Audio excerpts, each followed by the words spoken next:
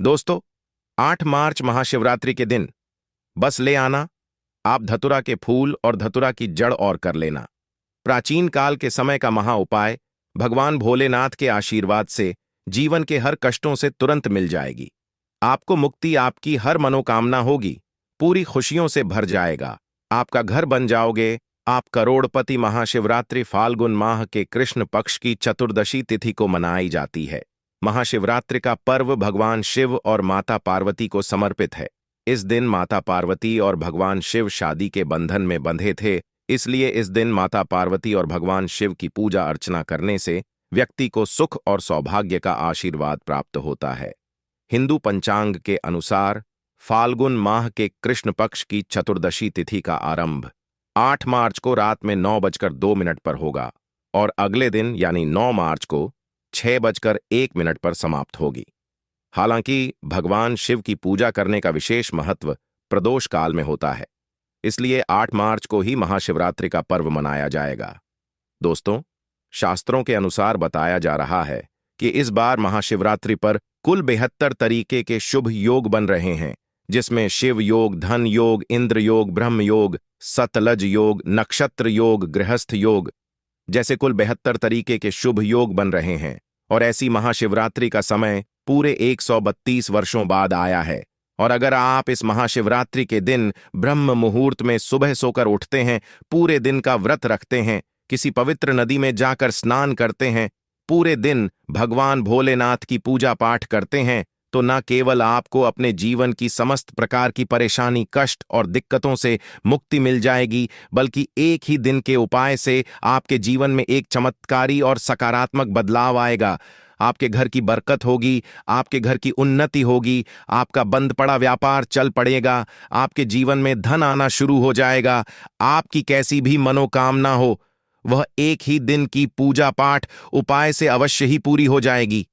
लेकिन किसी कारणवश अगर आप इस महाशिवरात्रि के दिन ब्रह्म मुहूर्त में सोकर नहीं उठ सकते हैं, किसी पवित्र नदी में जाकर स्नान नहीं कर सकते हैं, पूरे दिन का व्रत नहीं रख सकते हैं, लेकिन अगर आप इस दिन सिर्फ और सिर्फ धतूरे का फूल, फल और उसकी जड़ ले आते हैं और शिव पुराण के अनुसार इनका उपाय कर लेते हैं, इतना ही उपाय करने भर से भगवान भोलेनाथ का आपको वह आशीर्वाद मिलेगा जिसके बाद आपकी कैसी भी मनोकामना हो। मान लीजिए आप लंबे समय से नौकरी की तैयारी कर रहे थे, आपकी नौकरी लग जाएगी, आपका बंद पड़ा व्यापार चल पड़ेगा, जिस बीमारी से आप बहुत परेशान थे उस बीमारी से आपको मुक्ति मिल जाएगी, आपके जीवन में धन आना शुरू हो जाएगा, आपके जीवन में जो धन आएगा उसमें वृद्धि होगी और आने वाला समय आपका बहुत ही कल्याणकारी होगा, बहुत ही सौभाग्यशाली होगा।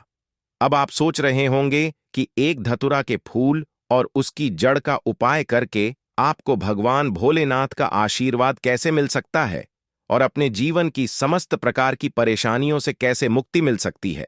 तो आपकी जानकारी के लिए बता दें, जब समुद्र मंथन हुआ था तो उसमें से कई चीजों के साथ विष भी निकला था, जिसकी वजह से हर जगह त्राही त्राही मच गई थी। भगवान भोलेनाथ ने उस विष को धारण कर लिया था, जिसकी वजह से भगवान भोलेनाथ का गला नीला पड़ गया था, इसलिए भगवान भोलेनाथ को उस दिन से नीलकंठ भी कहा जाने लगा था। दोस्तों, विष पीने के बाद भगवान भोलेनाथ बहुत व्याकुल होने लगे थे। जो विष था वह भगवान भोलेनाथ के मस्तिष्क पर चढ़ गया था, जिसकी वजह से काफी ज्यादा समस्याएं उत्पन्न होने लगी थीं। इसी स्थिति में आदिशक्ति प्रकट हुई और उन्होंने देवताओं से कहा कि भगवान भोलेनाथ के ऊपर जड़ी बूटियां वाला जाल डाला जाए। तब जितने भी देवी देवता थे उन्होंने जल में कई जड़ी बूटियां को रखा, जिसमें सबसे ज्यादा अधिक मात्रा किसी जड़ी बूटी थी, वह धतुरा की जड़ की थी। दूसरी तरफ भगवान भोलेनाथ के मस्तिष्क पर धतूरे के फल को रखा गया और इसी जल से और धतूरे के फूल और फल से भगवान भोलेनाथ को बहुत ज्यादा शीतलता प्राप्त हुई थी। शास्त्रों के अनुसार उस दिन के बाद बताया जाता है कि अगर भगवान भोलेनाथ को धतूरे का फूल फल अर्पित किया जाए तो भगवान भोलेनाथ एक व्यक्ति को तुरंत अपना आशीर्वाद दे देते हैं। वेद पुराणों में तो यहां तक लिखा हुआ है कि अगर भगवान भोलेनाथ की पूजा में आप धतूरा के फल और फूल का इस्तेमाल नहीं करते हैं तो दोस्तों वह पूजा संपन्न नहीं मानी जाती है।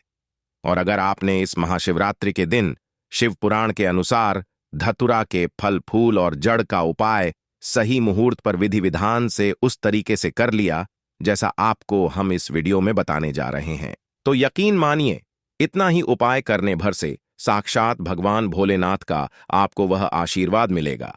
इसके बाद आपके जीवन का हर कष्ट जड़ से नष्ट हो जाएगा। आपकी कैसी मनोकामना होगी वह पूरी हो जाएगी। आपके घर की बरकत होगी, आपके घर की उन्नति होगी, आपके जीवन में धन आना शुरू हो जाएगा। और मान के चलिए भगवान भोलेनाथ के आशीर्वाद से फिर आने वाले समय में आपको किसी भी प्रकार की परेशानी का सामना नहीं करना पड़ेगा। क्योंकि दोस्तों, भगवान भोलेनाथ अगर किसी व्यक्ति को आशीर्वाद दे दें तो उस व्यक्ति का साक्षात काल भी कुछ नहीं बिगाड़ सकता है। इसीलिए अगर आप चाहते हैं कि भगवान भोले भोलेनाथ का आशीर्वाद हमेशा आप पर बना रहे, भगवान भोलेनाथ की कृपा से आप अपने जीवन में बहुत ही उन्नति करें, बहुत ही आगे जाए, तो दोस्तों पूरी सच्ची श्रद्धा और पूरे विश्वास के साथ इस वीडियो को लाइक कर दीजिए और कमेंट बॉक्स में लिख दीजिए भगवान भोलेनाथ की जय। सबसे पहला उपाय जो आपको हम बताने जा रहे हैं वह है मनोकामना पूर्ति का महा उपाय। दोस्तों, आपकी कैसी भी मनोकामना हो, अगर आप चाहते वह मनोकामना एक ही दिन के उपाय से पूरी हो जाए तो सिर्फ आपको यह करना है कि 8 मार्च महाशिवरात्रि के दिन सुबह अच्छी तरीके से नहा लेना है, सफेद कपड़ा पहनना है। भगवान भोलेनाथ को सफेद रंग बहुत प्रिय है। आपको एक तांबे के लोटे में जल लेना है और एक धतूरे का फल लेना है। आपको भगवान भोलेनाथ के मंदिर जाना है। सबसे पहले आपको शिवलिंग पर एक लोटा जल अर्पित करना है। उसके बाद जो आप धतूरे का फल लाए हैं उस फल को शिवलिंग के ऊपर की तरफ आपको रख देना है, जैसा वीडियो में आप देख पा रहे हैं। उसके बाद आपको भगवान भोलेनाथ के बीज मंत्र का जाप 108 बार करना है। भगवान भोलेनाथ को यह संख्या बहुत प्रिय बीज मंत्र है, श्री शिवाय नमस्तुभ्यं। हम फिर से रिपीट कर दे रहे हैं दोस्तों, श्री शिवाय नमस्तुभ्यं। उसके बाद आपको अपनी मनोकामना बोल देना है। सिर्फ इतना उपाय अगर आपने इस महाशिवरात्रि के दिन कर लिया, एक ही दिन के उपाय से आपकी कोई भी मनोकामना होगी वह पूरी हो जाएगी। दोस्तों, इस उपाय के बारे में शिव पुराण में लिखा हुआ है, जिसको अगर महाशिवरात्रि के दिन किया जाए तो यह उपाय कभी खाली नहीं जाता है। और इस महाशिवरात्रि पर पूरे बेहतर तरीके के योग बन रहे हैं। और अगर आपने यह उपाय महाशिवरात्रि पर कर लिया तो यकीनन आपकी जो भी मनोकामना होगी वह अवश्य ही पूरी हो जाएगी। दूसरा उपाय है बीमारी से मुक्ति पाने का महा उपाय। दोस्तों, अगर आप लंबे समय से बीमार चल रहे हैं, आप लाखों करोड़ों रुपए खर्च कर चुके हैं, लेकिन आपको कोई लाभ नहीं मिल रहा है, आप इस चीज को लेकर के बहुत ज्यादा परेशान हो चुके हैं, तो सिर्फ आपको यह करना है कि महाशिवरात्रि के दिन धतूरे पौधे की जड़ कहीं से भी प्राप्त कर लेना है। सुबह के वक्त अच्छी तरीके से नहा लेना है। आपको सफेद कपड़ा पहनने के बाद एक लोटा जल लेना है और धतूरे पौधे की जड़ लेना है। भगवान भोलेनाथ के मंदिर जाना है। सबसे पहले आपको भगवान भोलेनाथ के मंदिर जाने के बाद शिवलिंग पर एक लोटा जल अर्पित कर देना है। उसके बाद आपको धतूरा के पौधे की जड़ को अपने हाथ में पकड़ना है और 108 बार ओम नमः शिवाय हर हर महादेव बोलना है। इसी धतूरा पौधे की जड़ को आपको तांबे के तबीज में रख लेना है और अपने गले में धारण कर लेना है। सिर्फ इतना उपाय अगर आपने इस महाशिवरात्रि के दिन कर लिया है तो जिस बीमारी से आप बहुत ज्यादा परेशान हैं उस बीमारी से आपको जरूर मुक्ति मिल जाएगी।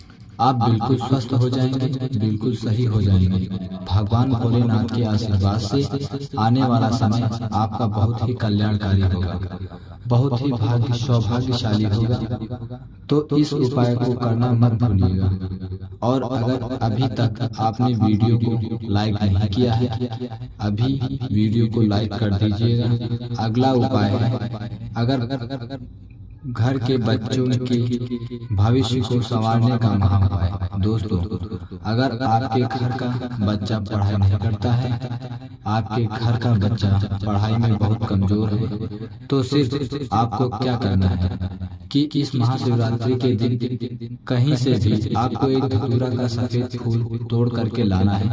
भगवान भोलेनाथ के मंदिर जाना है आपको सबसे पहले मंदिर जाने के बाद आपको शिवलिंग पर एक लोटा जल अर्पित कर देना है।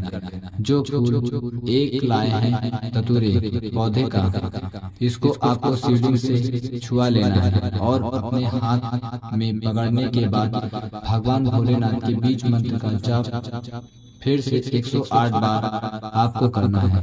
बीज मंत्र है श्री शिवाय नमस्तुभ्यम।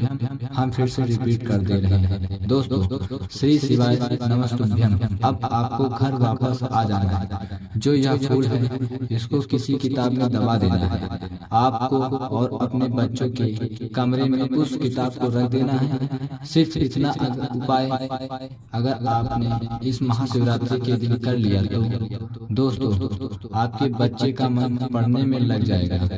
आपका बच्चा पढ़ाई लिखाई में बहुत विद्वान हो जाएगा। आपका बच्चा आपका कुल नाम रोशन करेगा। आपका भविष्य सुधर जाएगा। दोस्तों यह है एक ऐसा जो महाउपाय शिवरात्रि के दिन किया जाए तो कभी भी खाली नहीं जाता है। धन्यवाद।